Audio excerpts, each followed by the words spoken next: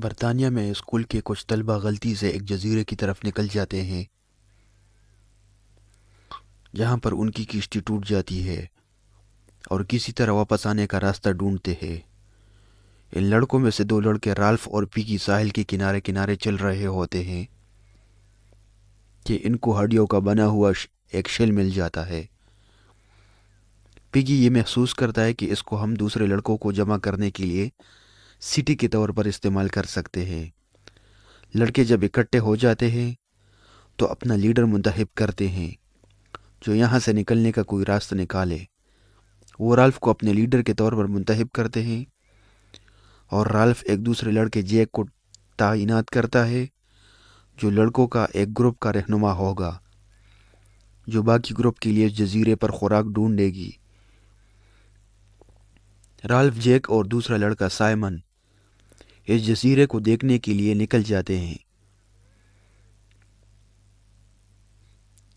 جب یہ واپس آتے ہیں رالف بول پڑتا ہے، ہمیں اشارے کے طور پر کچھ کرنا چاہیے جس سے ہم سمندر میں گزرنے والی کشتیوں کا توجہ اپنی جانب مبذول کرا سکے۔ جیک دوسرے لڑکوں سے لکڑیاں اکٹھی کرتا ہے اور پیگی اینک کو استعمال کر کے لکڑیوں کو آگ جلا دیتے ہیں۔ حالانکہ لڑکے اپنی توجہ آگ سے زیادہ کھیلنے کودنے پر مرکوز کر دیتے ہیں۔ پہلے لڑکے بہت دل جمی سے زندگی گزارتے ہیں، اپنا زیادہ تر وقت پانی کے ساتھ کھیلتے کودتے ہیں اور گیموں میں مشغول ہوتے ہیں۔ رالف، لیڈر، شکایت کرتا ہے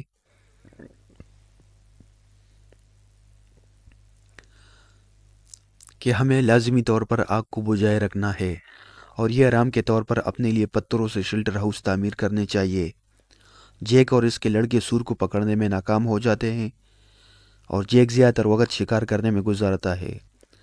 ایک بار رالف اور پیگی پہاڑ کی سطح پر ہوتے ہیں اور کوئی کشتی سمندر سے گزرتی نظر آتی ہے، لیکن جیسے ہی وہ نیچے دیکھتے ہیں تو آگ بجھ چکی ہوتی ہے جو جیک اور اس کے لڑکوں کی ذمہ داری ہوتی ہے۔ رالف بہت زیادہ ہاتھ پاؤں مارتا ہے اور چیخیں لگاتا ہے کہ کشتی اس طرف رخ کرے اور کسی طرح ہم یہاں سے نکل جائے۔ رالف جیک کو انتہائی شدت کے ساتھ ڈانٹتا ہے۔ اس دوران شکار کرنے والے لڑکے اپنی شکار کر لیتے ہیں۔ جیسے ہی وہ رالف کو انتہائی غصے میں دیکھتے ہیں پورے جزیرے نما جنگل میں سراسیمگی چھا جاتی ہے اور یہ سب ایک دوسرے کو تکتے رہتے ہیں۔ پیگی جیک پر تنقید کرتا ہے اور جیک جا کر پیگی کو پیٹ میں گھونپا مار دیتا ہے جس سے اس کے پیٹ میں شدید درد اٹھ جاتی ہے۔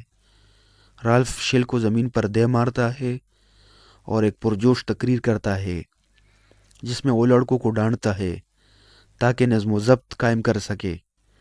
پھر ایک میٹنگ بلائی جاتی ہے اور اس میں انکشاف کیا جاتا ہے کہ جو چھوٹے بچے ہیں وہ رات کو ڈرتے ہیں اور ان کو ڈرونے خواب آتے ہیں۔ اس کے بعد زیادہ اور لڑکے بھی اس بات پر یقین کرنے لگتے ہیں۔ بڑے لڑکے دوسرے لڑکوں کو مناتے ہیں کہ اس طرح کوئی بھی چیز جزیرے پر نہیں آ سکتی، اگر ہے تو دن کے وقت وہ کہاں پر رہتی ہے۔ ایک چھوٹا بچہ جواب دیتا ہے کہ وہ سمندر میں چلی جاتی ہے۔ اس کے جواب سے پورا گروہ خوفزدہ ہو جاتا ہے۔ رات کو جزیرے پر جنگ کے سلسلے میں ہوائی جہاز ہوا میں پھرتے ہیں جس سے جزیرے پر روشنی پھیلتی ہے اور پیراشوٹ کا نیچے اترتے ہوئے نظارہ کیا جاتا ہے، لیکن اس دوران سارے لڑکے خواب کی آغوش میں ہوتے ہیں۔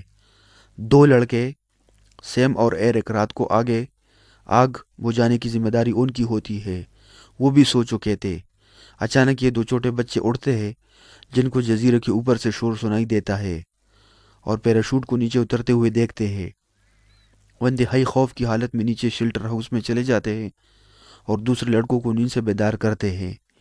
یہ کہتے ہیں کہ درندے آ گئے ہیں اور ہم پر حملہ کرنے والی ہے۔ سارے لڑکے اپنی لائنیں ترتیب دیتے ہیں اور ان درندوں کا شکار کرنے جاتے ہیں۔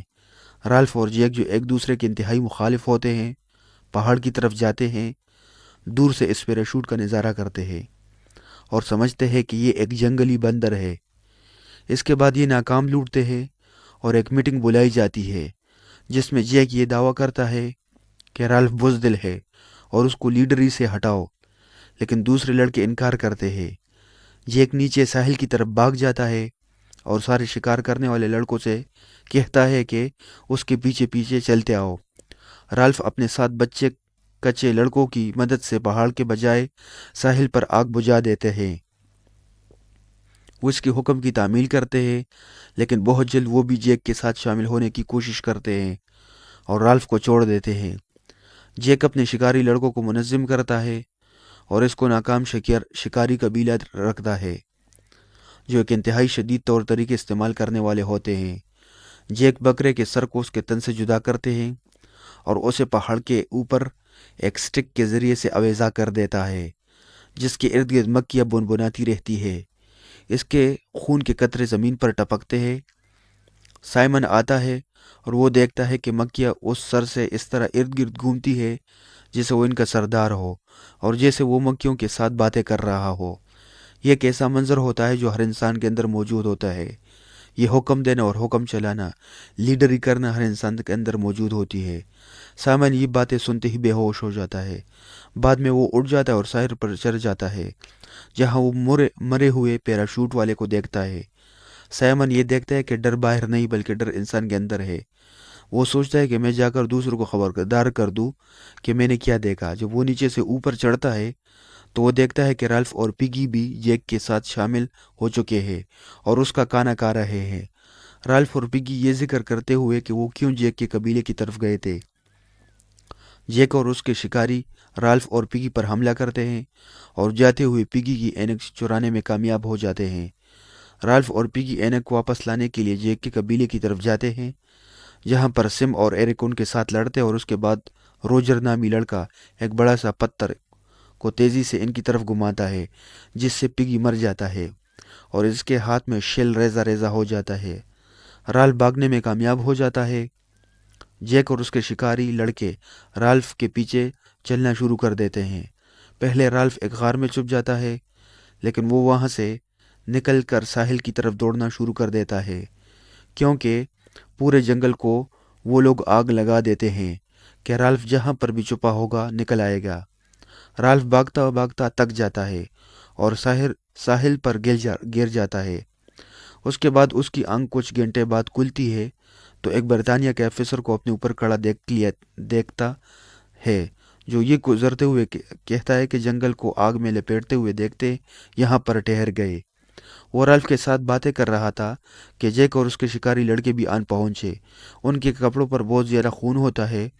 آفیسر رالف کو وضاحت کرنے کے لیے کہتا ہے لیکن وہ جلدی رو پڑتا ہے اور جیک اور دوسرے لڑکے بھی رو پڑے۔ آفیسر پیٹ پھیر کر جہاز کی طرف چلنا شروع کر دیتا ہے کہ سارے لڑکے اس کے پیچھے ہو لیے۔